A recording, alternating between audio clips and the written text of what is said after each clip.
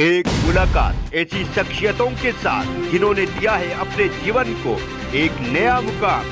रूबरू कराएंगे ऐसी कुछ हस्तियों के साथ एक खास शख्सियत के साथ मुलाकात जयदेव पटेल के साथ नंबर 1 इंडिया न्यूज पर। नमस्कार व्यूअर्स, मैं जयदेव पटेल, आप देख रहे हैं नंबर 1 इंडिया न्यूज। आपका एक बार फिर स्वागत है एक खास शख्स के साथ मुलाकात प्रोग्राम में। आज हमारे साथ खास मेहमान है भारत सरकार में इस्पात मंत्रालय और ग्रामीण विकास मंत्रालय के राज्य मंत्री फग्गन सिंह कुलस्ते। फग्गन सिंह जी, आपका बहुत बहुत स्वागत है आज हमारे प्रोग्राम में। धन्यवाद। फग्गन सिंह जी, आपसे मेरा पहला सवाल है कि मोदी सरकार के 8 साल पूरे हो चुके हैं और ऐसे में इस्पात मंत्रालय में क्या उपलब्धियां रही? देखिए, 8 वर्षों में पहली बात तो इस्पात मंत्रालय ने कुछ नए इनिशिएटिव्स लिए हैं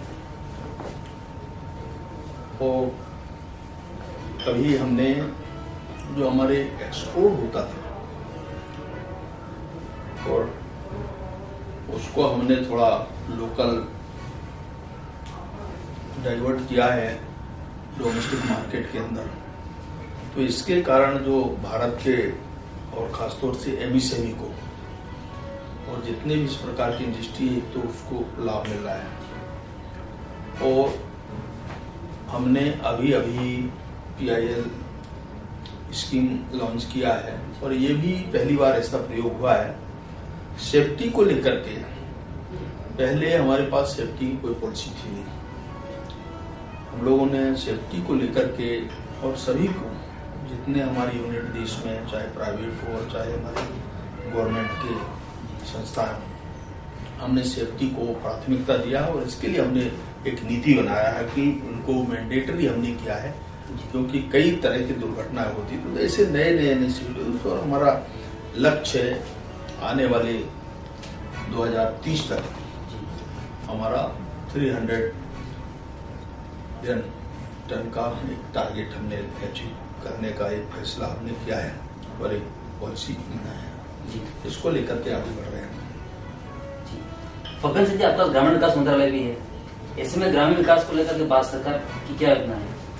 देखिए, ग्रामीण क्षेत्र में अभी आपको ध्यान होगा कि हम तो महिलाओं पर अगर कहेंगे तो इन 8 वर्षों में प्रधानमंत्री नरेंद्र मोदी जी ने जो कल तक हमारे भारत में एसएचजी ग्रुप की 2 करोड़ 38 लाख महिलाएं अभी तक इस योजना से जुड़ी थी।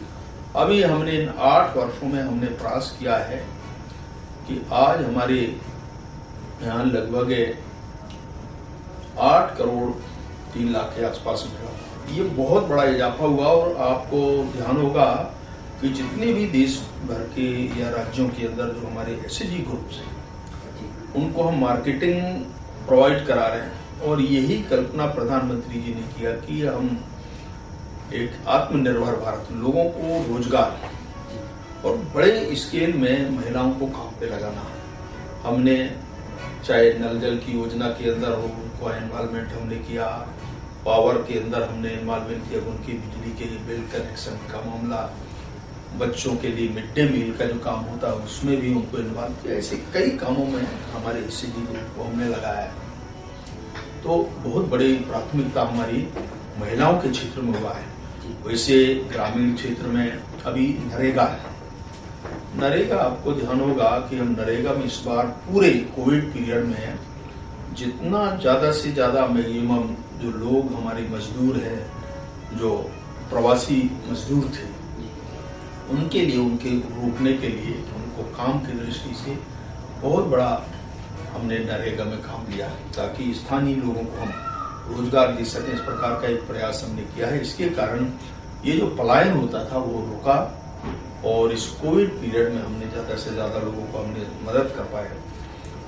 तीसरा, अभी हमने एक नया निर्णय किया है कि जो कि आजादी का अमृत महोत्सव मना रहे हैं। ऐसी स्थिति में हमने तय किया है कि 75 एक डिस्ट्रिक्ट के अंदर 75 तालाब, सरोवर बनाने का हमारा निर्णय है और इसलिए हर क्षेत्र के अंदर, ताकि पानी और पर्यावरण, ऐसे हम इनको कुछ मैचिंग ग्रांट के लिए भी हमने कहा है। कुछ हमारे नरेगा के जितने भी इस प्रकार के, चाहे फॉरेस्ट के अंदर हो, रूरल जो क्षेत्र है उनके अंदर, तो इसको हमने प्राथमिकता दिया और उसमें जितने हमारे कुछ पुराने तालाब हैं उनको भी हमने चिन्हित किया। कुछ नए अगर हमको कुछ लैंड अगर हमको प्रोवाइड किए हैं या जमीन जहाँ उपलब्धता हुई तो नए तालाब, ताकि पानी का जो स्तर है नीचे जा रहा है उसको हम रोकने में सफल हों।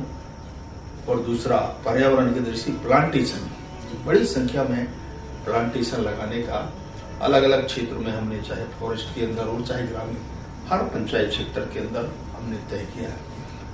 चौथा एक विषय आपको ध्यान होगा कि आवास, जो गरीब है, प्रधानमंत्री आवास योजना हमने अभी 2,95,00,000 हमने ये तय किया है कि अभी इस वर्षों में हम इसको पूरा करेंगे। लगभग हमने 2.5 करोड़ मकान जिनको हमने सैंक्शन कर दिया और लगभग 2 करोड़ के आसपास तो बनकर के कंप्लीट हो गए।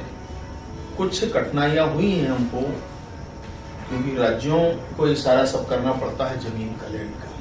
जो लोग सरकारी जमीन में है या जिनके पास जमीन नहीं है या सरकारी जमीन में अगर हैं वो, तो हमने एक स्वामित्व योजना लागू किया है। प्रधानमंत्री जी ने इसको अनाउंस किया और जितने इस प्रकार के जो लोग हैं जिनको अभी तक पट्टे नहीं मिल पाते थे, भू राजस्व के अंतर्गत उनको पट्टा नहीं मिलता था, इस बार हमने तय किया है, पहली बार भारत के अंदर हुआ है कि सरकारी जमीन में उस गरीब व्यक्ति को जिसको हम मकान दिए प्रधानमंत्री आवास, उसका कब्जा भी और साथ साथ उसको भू राजस्व अभिलेख के तहत उसको पट्टा भी, ताकि कभी अगर रोजगार की दृष्टि से वो लोन का उपयोग भी कर सकता है, बैंक में उस पट्टे का उपयोग कर सकता है, तो वो उसके लिए प्राथमिकता हमने दिया है। और प्रधानमंत्री ग्राम सड़क योजना, कनेक्टिविटी को हमने पूरे देश भर में, आप सोचिए कि अगर पहाड़ी क्षेत्र है तो हमने जनसंख्या को आधार बनाया है। 2011 के सर्वे के आधार पर हमने पहाड़ी क्षेत्र जैसे नॉर्थ ईस्ट या पहाड़ी क्षेत्र जैसे हमारा हिमाचल का पहाड़ी क्षेत्र है, हमारे उत्तराखंड का है, ऐसे पहाड़ी क्षेत्र हैं, पूर्व उत्तर के क्षेत्र हैं, उन पहाड़ी क्षेत्रों में उसकी आबादी लगभग 200 की आबादी वाले गांवों को हमने कवर किया। वैसे हम सामान्य तौर से 500 तक की स्थिति में हैं आज की तारीख में, पर जो ग्रामीण क्षेत्र है वो 250 तक कवर हो रहे हैं।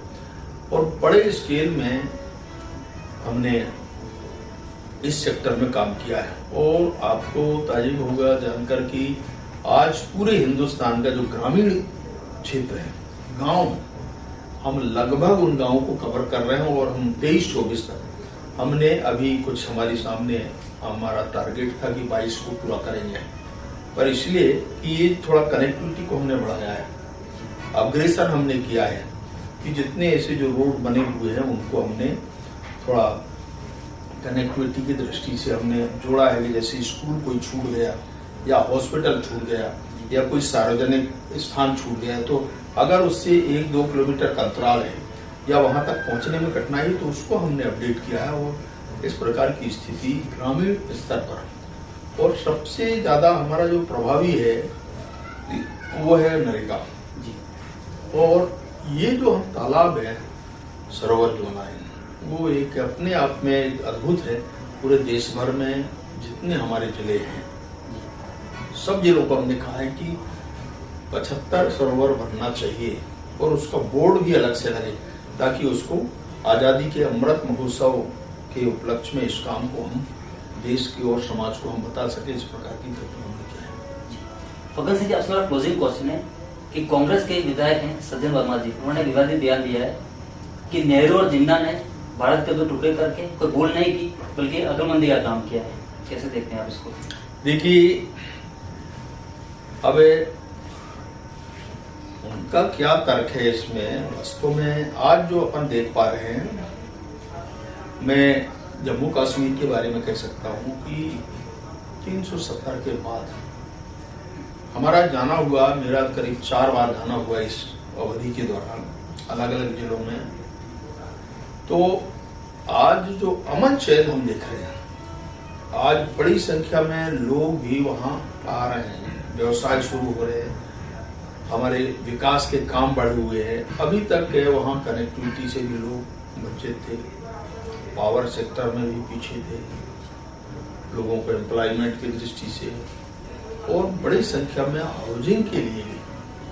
और मैं ये कह सकता हूँ कि इस प्रकार की परिस्थिति पूरे उस क्षेत्र में जम्मू कश्मीर के अंदर जितना अभी ये जो लोग कहते थे, पर आपने देखा होगा कि अभी कुछ समय पहले पंचायतों के इलेक्शन हुए, माने लोगों की आप भागीदारी देखिए, बड़ी संख्या में लोग पंचायत चुनाव में हिस्सा लिए और लोग निर्वाचित होकर के आए। तो आज धीरे धीरे काम बढ़ा है। मैं उसके पहले भी जाता था और आज के जम्मू कश्मीर को देखता हूँ, तो ये अंतर है। अब इसमें नेहरू जी या जिन्ना, देखिए अगर इसके बारे में कहते हैं तो देखिए ये जो अनुभव मैं कह सकता हूँ कि निश्चित तौर से हम या तो एक राजनीतिक मिलीभगत से ये सारा जो भी घटनाक्रम हुआ उस समय, पर जब हम पूरे भारत को अगर भारत के परिप्रेक्ष्य में हम देखते हैं तो मुझे लगता है कि जैसा हमारे लोग भी कहते थे,